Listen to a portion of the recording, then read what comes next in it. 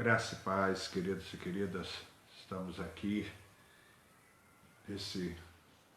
nessa quinta-feira, para mais um discipulado, onde vamos estar aprendendo um pouco mais acerca da palavra do Senhor, e vamos iniciar esse momento com uma oração, colocando nossas vidas diante do Senhor, diante do nosso Deus. Vamos orar então nesse momento. Pai Santo, em nome do Senhor Jesus Cristo, nós queremos, ó Deus, dar a Ti todo louvor, toda honra, toda glória, toda adoração, expressar, ó Deus, a nossa alegria em louvor, ó Deus, pelo dia que o Senhor tem nos concedido, Senhor, ó Deus, e pelos dias que o Senhor ainda vai nos conceder. Senhor, que tudo seja para louvor e glória do Teu santo nome, que nós possamos, ó Deus, aprender cada vez mais e mais de Ti, do Teu amor e da Tua graça.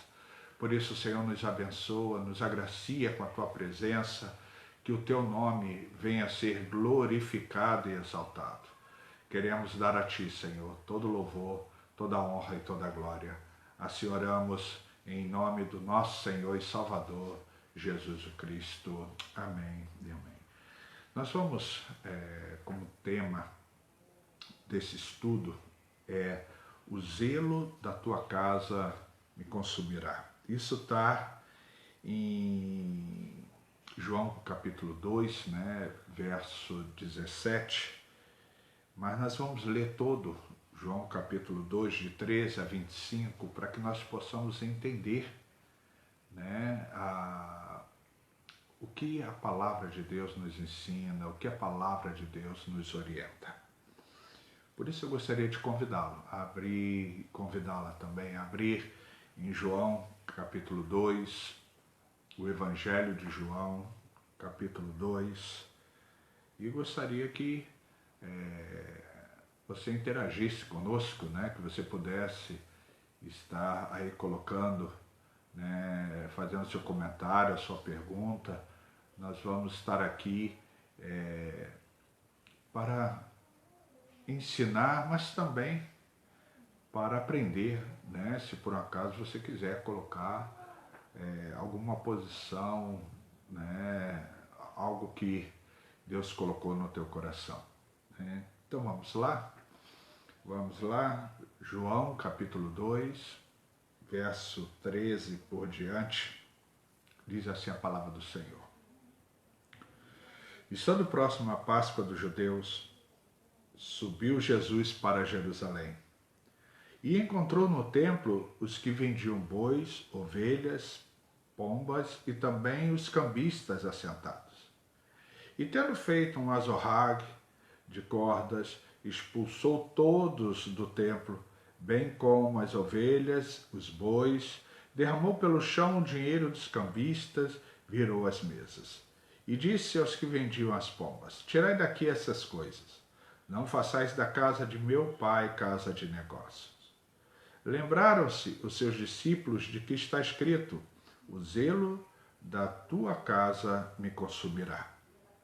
Perguntaram-lhe, pois, os judeus: que sinal nos mostra para fazeres essas coisas? Jesus lhes respondeu: destruí esse santuário, e em 3 dias o reconstruirei.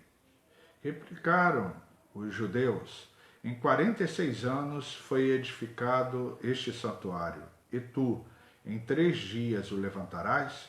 Ele, porém, se referia ao santuário do seu corpo.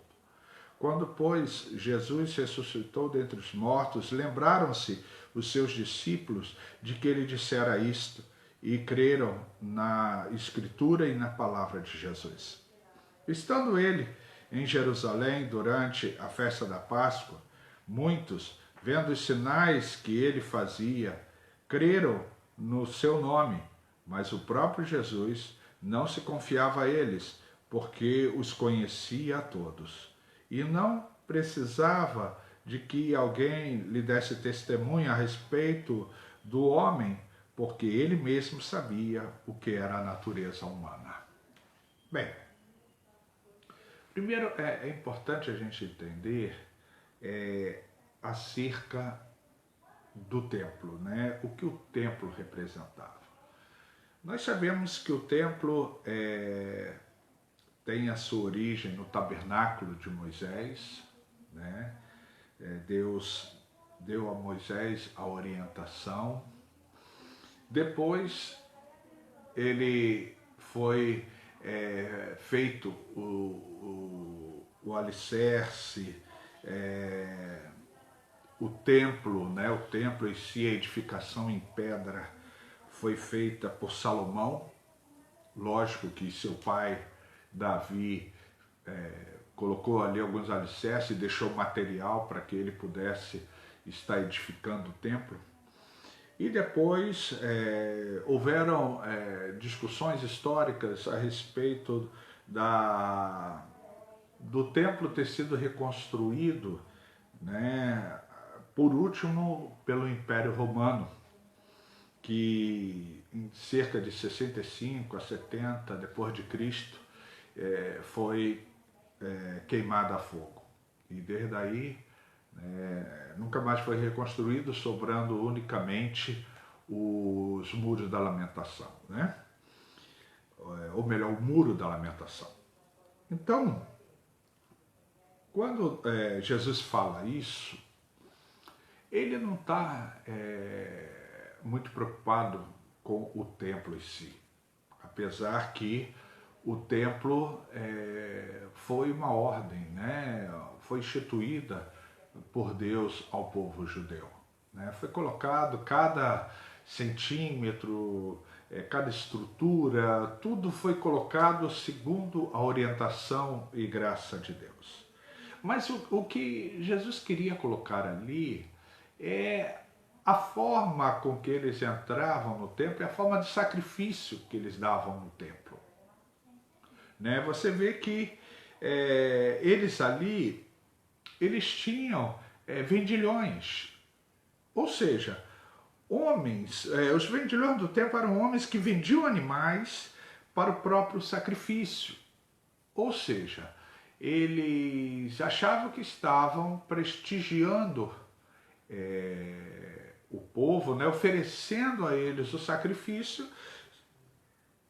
não precisando ter que levar de suas casas, muitos deles às vezes moravam distantes e não precisavam levar, eles já tinham os animais para que pudesse ser oferecido. Mas nós sabemos que na verdade aquilo ali era só uma forma de troca, né? De favorecimento para que eles pudessem com isso ter um ganho, né? Ou seja, são facilidades em troca de benefícios financeiros e pessoais. Eles ofereciam os animais, porém você tinha que pagar uma quantia, ou em alguns casos, quando era o caso de pessoas mais ilustres, eram troca de favores. E Jesus sabia que aquele sacrifício, aquele animal que era dado, não era dado com integridade. Não era um sacrifício santo e agradável a Deus, mas sim um sacrifício com interesses. Interesses financeiros ou pessoais. E isso aí não é muito distante de nós, né? Por exemplo, existia muito dessas práticas já no cristianismo, né? Nós podemos dizer que no tempo onde a reforma protestante começou a se originar, né? Homens eram levados pelos clérigos da igreja a fazer doações e favorecimentos para a construção, por exemplo, da Basílica de São Pedro. Na verdade, o que eles faziam? Cada oferta dada era para que eles pudessem estar estruturando, construindo a Basílica. Ou seja, não era um sacrifício de doação, de inteireza de coração, mas era em prol de alguma coisa. E Deus não faz barganha, né? Deus não recebe sacrifício com segundas e terceiras intenções. Né? Então, por exemplo, um homem chamado Tetzel, né, era o principal mentor dessa ideia, pois vendia todo tipo de relíquias com a desculpa de perdão e bênção. Em 31 de outubro de 1517, um homem é surpreendido embriagado. E quando ele foi arguido, né, repreendido pelo até então Frei Martinho Lutero, ele apresenta a carta de indulgência assinada pelo Papa. E isso trouxe uma ira muito grande, porque quando você oferece sacrifício por interesse, não há transformação, né? Não há mudança de vida e mudança de caráter. Muito pelo contrário. Né? Você faz trocas. Assim também, quando nós oferecemos a Deus também os nossos dízimos, as nossas ofertas, né? Eu costumo dizer lá na igreja do Pacheco que dízimo, né, apesar de ser algo que está na Bíblia como uma obrigatoriedade de todo cristão, né? E Malaquias 3 fala isso, né? Jesus mesmo em Mateus 23 diz que nós não deveríamos deixar, ou melhor, dar o dízimo sem deixar a misericórdia, né, a esperança e tudo mais. Mas o que eu quero dizer com isso é que, apesar de ser um ato obrigatório, mas é um ato obrigatório com quem dá com alegria. Não é um ato obrigatório como quem barganha, como quem oferece um sacrifício em troca de benefícios. Né? A oferta, então, é uma outra situação ainda mais, porque a oferta era voluntária. Então, a maior expressão do seu amor por Deus estava justamente em você ofertar. E quando você oferta na casa do Senhor, ali você está expressando o seu amor, né? O seu amor por Deus. E nesse caso aqui, essas ofertas não era uma oferta de sacrifício de alguém que amava ao Senhor, mas era oferta de alguém que queria uma retribuição. Por exemplo, olha, eu vou dar aí o meu dízimo, eu vou comprar aí alguma relíquia, em troca vou ganhar 10 vezes mais, né? Como alguns colocam, vou ganhar o reino dos céus, eu não vou precisar mudar para isso. Nada disso. Dízimo nenhum salva ninguém. Oferta nenhuma salva, relíquia nenhuma salva. Quem salva é Jesus Cristo. Os seus dízimos e ofertas são atos de obediência. Então, quando eu obedeço ao Senhor, né, e me sacrifico para isso, em amor a Deus, aí eu cumpro com a palavra do Senhor, eu cumpro com a palavra de Deus. E isso faz toda a diferença.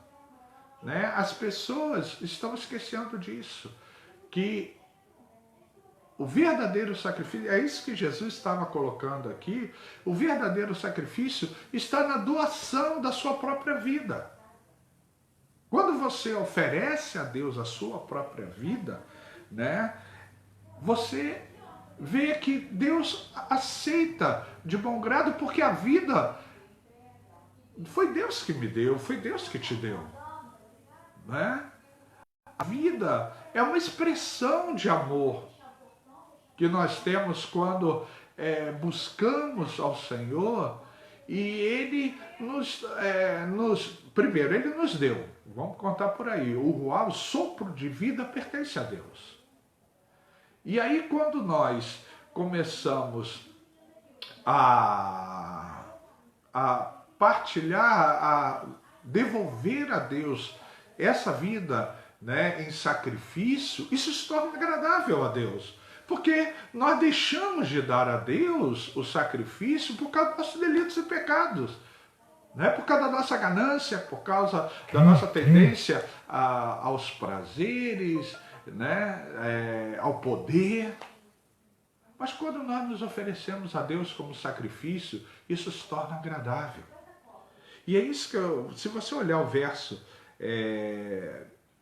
19, você vai ver que Jesus diz assim: Jesus lhe respondeu: destruí esse santuário e em 3 dias o reconstruirei. Ele não estava falando aqui do templo que depois de 65, 70 anos foi destruído. Ele está falando dele, ou seja, ele está se oferecendo como sacrifício vivo.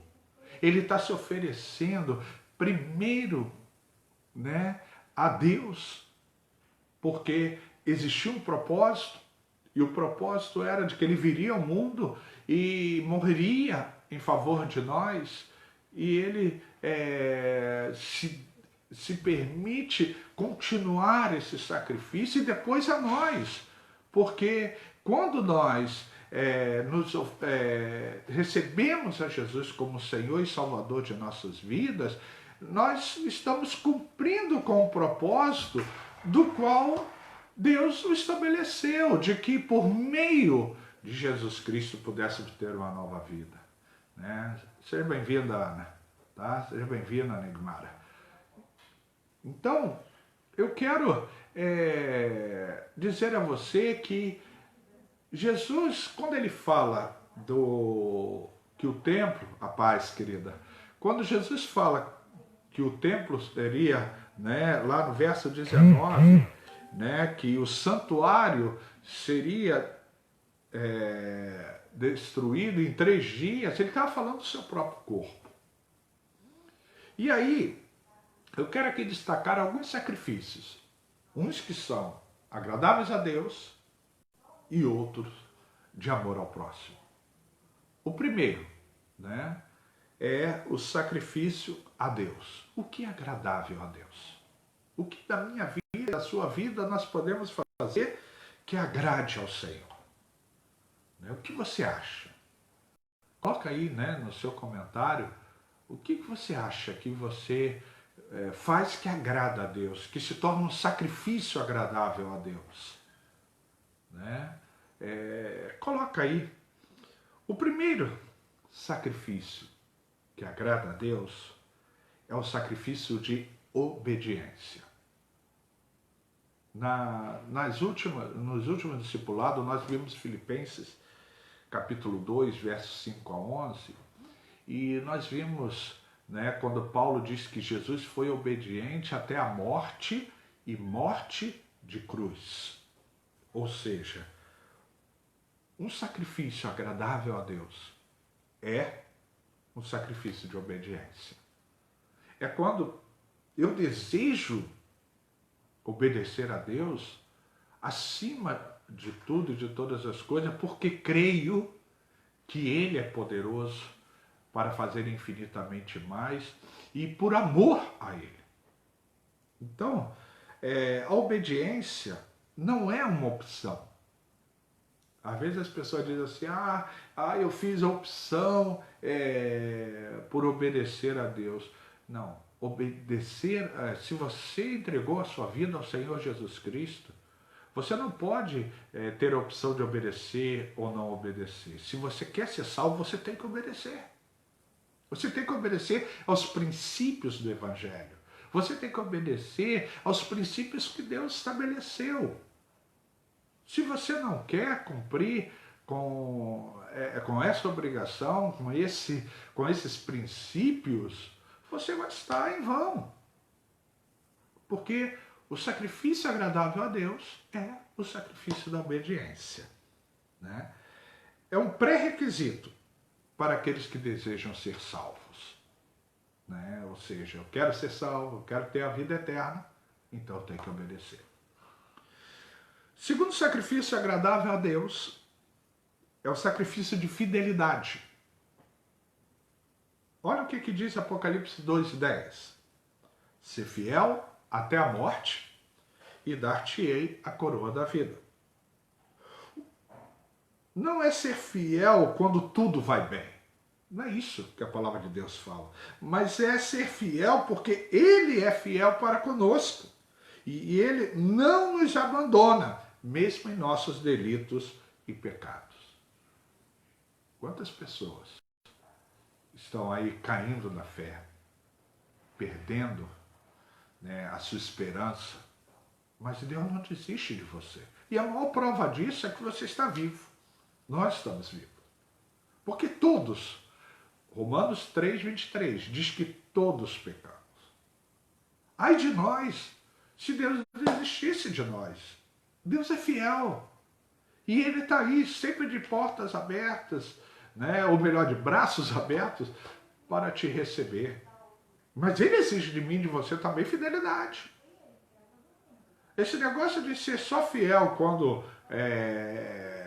está na quaresma, né, se preparando para a Páscoa, só ser fiel no Natal, né? Não é isso que Deus quer. Deus quer homens e mulheres fiéis. Fiéis, né, na sua vida cristã. Fiéis no seu dia a dia, no seu testemunho. Tá? Terceiro sacrifício agradável a Deus é o sacrifício de adoração. Adorar não é somente uma prática de cantarmos. Né? Existem algumas pessoas que equivocadamente dizem que adorar a Deus é somente aquele louvor, né, que mexe com as nossas emoções e nós choramos, né, nós ficamos comovidos. Não. A verdadeira adoração consiste no serviço, né? Mas a adoração é uma prática de serviço. Quando eu sirvo o Senhor de todo o meu coração, eu adoro em espírito e em verdade. Está lá em João capítulo 4. Ou seja, quando eu me apresento diante do Senhor com integridade, servindo ao Senhor com alegria, não reclamando, não achando que todas as coisas conspiram contra mim. Não, é crendo que o meu serviço, o meu amor por Deus. Existem pessoas, queridos, que têm prazer de servir ao Senhor. Eu conheci pessoas que ela poderia até ficar sem o seu ganha-pão, né? Sem o seu dinheiro, sem o seu salário, mas tem o prazer de servir ao Senhor, tem a alegria de servir ao Senhor. E isso atrai a presença de Deus, atrai a graça de Deus para você, que isso é um sacrifício agradável a Deus. O quarto sacrifício agradável a Deus é o sacrifício de santificação. Hebreus capítulo 12, verso 14, né, diz que tenhamos paz com todos e a santificação, sem a qual ninguém verá o Senhor. Entenda o seguinte, meu amado, minha amada. Se você não se santifica, você não pode ver a Deus. Você vê que homens como Moisés, lá no capítulo 33 de Êxodo, diz que ele pediu a Deus para que pudesse ver a face de Deus, e Deus disse para ele que não poderia, porque se visse a Deus a face, ele seria consumido por causa da santidade de Deus. Nós podemos ver Isaías capítulo 6, quando Isaías vê a glória de Deus, e ele diz, está lá no verso 5 do capítulo 6 de Isaías: ai de mim, que sou homem de lábios impuros e habito no meio do povo de impuros lábios, e os meus olhos viram o Senhor. Ou seja, Isaías sabia que se ele olhasse para Deus, por causa da santidade de Deus, ele seria consumido. E nós queremos dizer que somos usados por Deus, que somos vasos de Deus, mas não queremos nos santificar. É impossível, querido. Deus não vai usar vaso de desonra. E se porventura ele tiver que usar, esse vaso de desonra vai prestar conta disso. Porque Deus é santo. E ele exige de mim e de você que sejamos santos como ele é santo. Por isso a santificação não é uma opção para o povo. A santificação é um ato de sacrifício agradável a Deus. Se eu me santifico, se eu me separo para que a glória de Deus seja estabelecida na minha vida e que eu seja canal na vida de outros, isso vai agradar a Deus. Isso vai atrair a presença de Deus para mim. Mas se eu não quero, se eu quero somente participar de um ritual, né? Se eu quero somente estar cumprindo um ritual onde domingo de manhã, domingo à noite, nós estamos aí nesse momento de pandemia, nesse momento, né, onde estamos de quarentena, e eu imagino, né, como muitos estão. Eu acredito que esse momento é um momento onde vai revelar realmente os verdadeiros adoradores. Porque aqueles que só fizeram da sua vida cristã um ato de ritual, um ato de ir à igreja, essas pessoas não vão sobreviver. Porque as igrejas estão fechadas. Mas se eu e você amamos ao Senhor e nos sacrificamos dia a dia, nos santificando, buscando ao nosso Deus em obediência, em fidelidade, em adoração, serviço, né, em santificação, aí, querido, no dia em que as portas das igrejas puderem ser abertas novamente, nós vamos poder entrar e dizer: nós estamos aqui, mas Deus esteve conosco em todos os momentos. O que vocês acham? Coloca aí, né? O que você acha? Você teria mais algum sacrifício que você acha que seja agradável a Deus? Além desses 4 que nós colocamos: sacrifício de obediência, sacrifício de fidelidade, sacrifício de adoração e sacrifício de santificação. Existe algum outro que você gostaria de colocar aí, de estar tá apresentando aí diante, né, dos irmãos e irmãs? E aí, meu querido Lair, graça e paz, querido. Seja bem-vindo. Seja bem-vindo, querido. Então, por isso que eu estou falando a vocês. Quando Jesus, ele fez toda essa questão, o que estava envolvido aqui era a questão dos sacrifícios.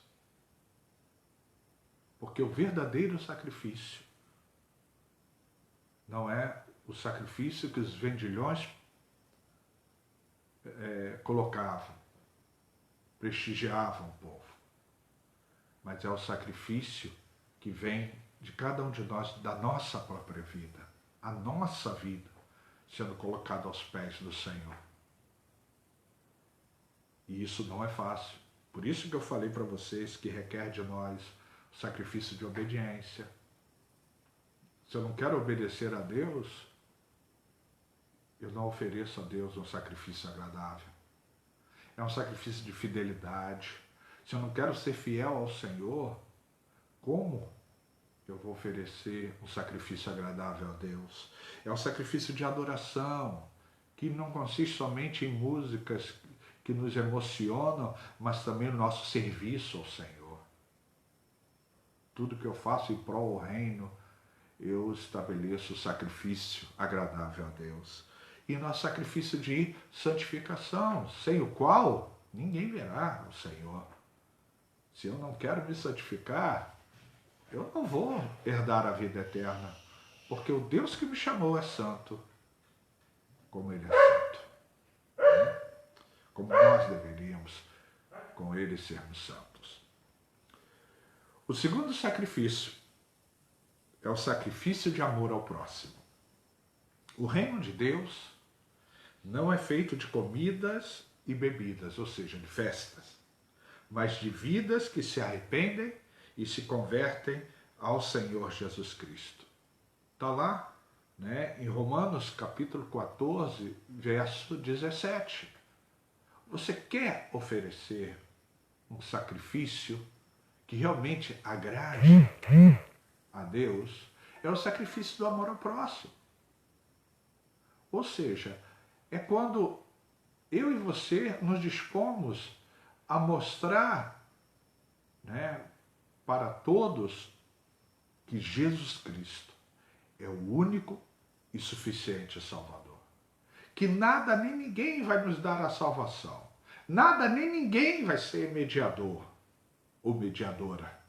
Só Jesus Cristo é o mediador. Por isso que em João, né, lá no Evangelho de João, capítulo 14, verso 6, Jesus coloca bem claro isso. Olha só. Respondeu-lhe Jesus: eu sou o caminho e a verdade e a vida. Ninguém vem ao Pai senão por mim. Ele é o único mediador.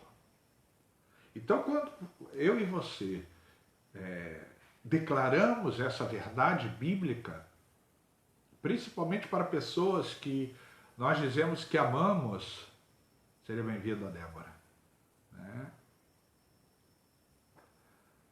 Quando nós oferecemos, já vou te responder, sacrifício de louvor. Então, quando nós oferecemos a Deus um sacrifício agradável a Deus, de estarmos testemunhando, estarmos falando do amor dele às pessoas, nós agradamos ao nosso Deus. Débora, sacrifício de louvor não é somente o ato de você cantar a Deus, né? Às vezes as pessoas acham que sacrifício de louvor é somente um ato de cantar, mas é um ato de oferecer a sua vida, né, em louvor, em adoração ao Senhor. Ou seja, se eu quero dizer que eu nasci para louvor da glória de Deus, não significa que eu nasci para ficar cantando. Eu nasci para que toda a minha vida possa ser ofertada ao Senhor. Tudo que eu faço, tudo que tenho, seja oferecido ao Senhor, né?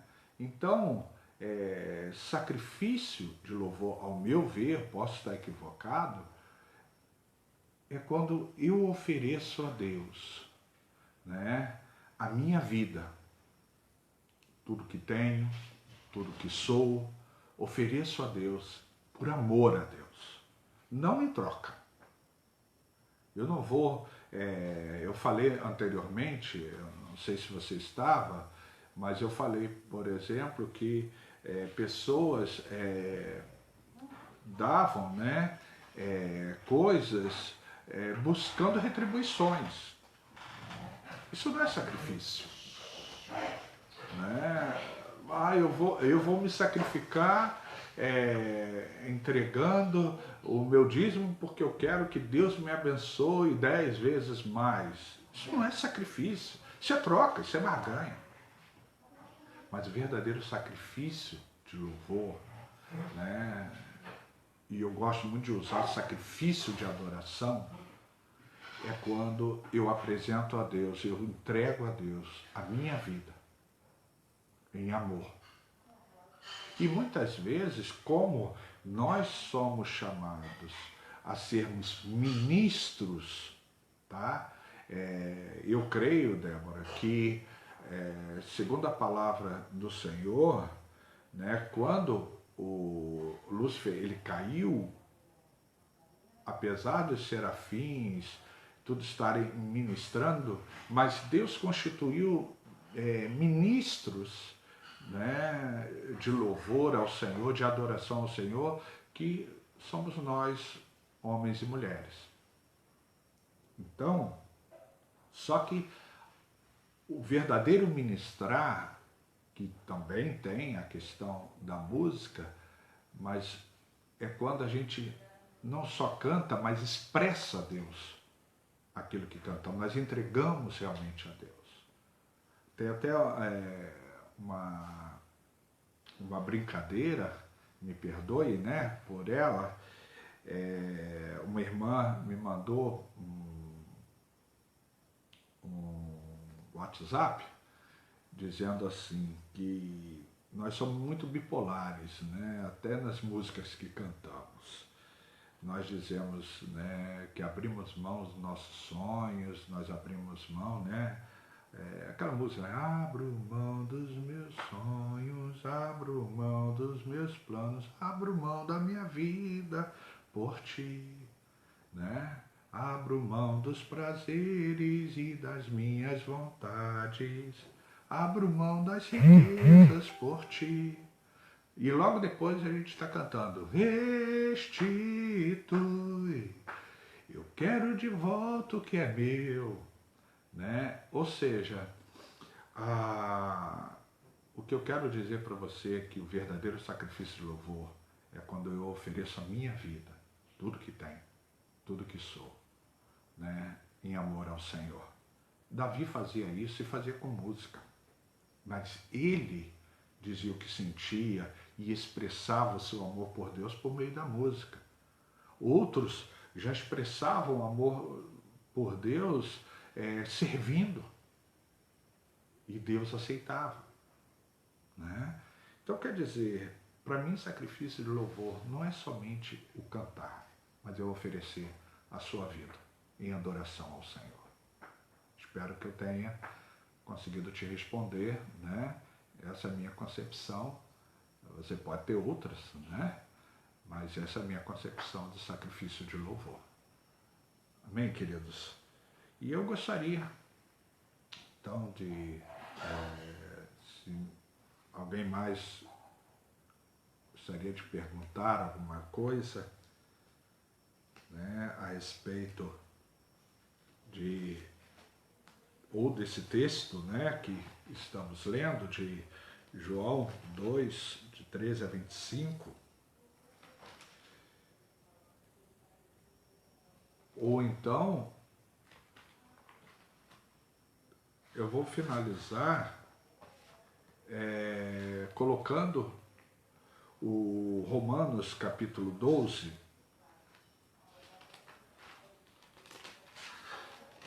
Romanos 12,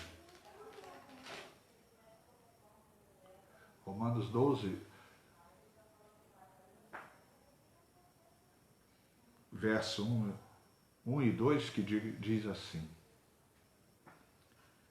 Rogo-vos, pois, irmãos, pelas misericórdias de Deus, que apresenteis o vosso corpo por sacrifício vivo, santo e agradável a Deus, que é o vosso culto racional.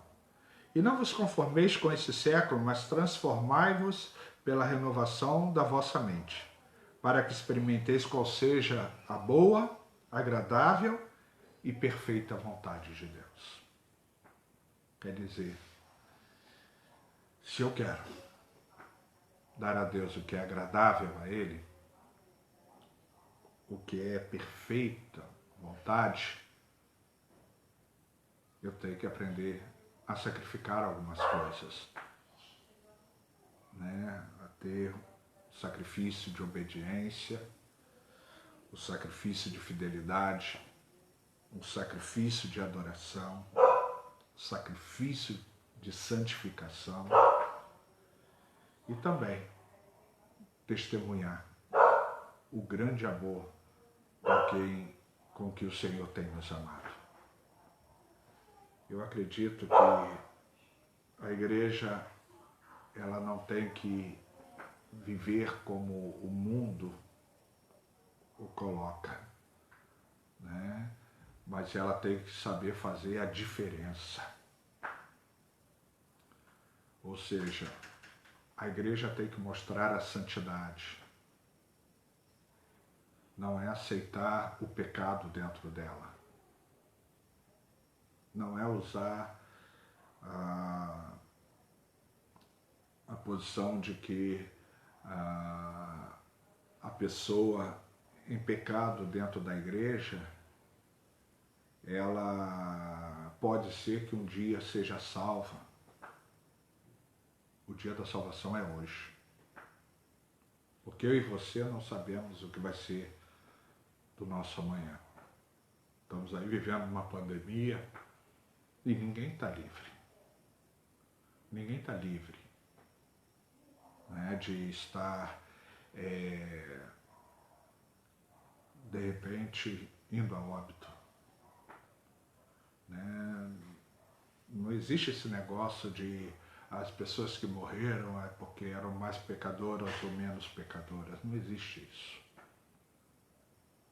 Todos nós temos que nos cuidar, todos nós temos que fazer a nossa parte. Mas principalmente nos preocupar com a eternidade. Aonde você vai passar a eternidade? Aonde realmente você vai ter a sua vida eterna? Se você não quer abrir mão dos seus delitos e pecados, cuidado. Não que Deus quer. Não que Deus deseja que você venha perecer. Muito pelo contrário. Ele me ama, Ele te ama tanto que Ele ofereceu a Jesus Cristo por nós. Deus não quer que você pereça. Muito pelo contrário, mas que você tenha a vida eterna. Deus não quer que você venha a ser alvo de humilhação. Muito pelo contrário. Jesus se humilhou para que, onde houvesse, né, tristeza, amargura, ressentimento, pudesse nascer a alegria, a paz, o amor. Então, eu creio que nós precisamos muito termos uma vida de santidade. Uma vida que requer de mim e de você sacrifícios. Porque se nós deixarmos com que o príncipe deste mundo dite as regras para a igreja, nós vamos todos perecermos. Mas se nós deixarmos Deus estar no controle, Deus vai fazer grandes coisas.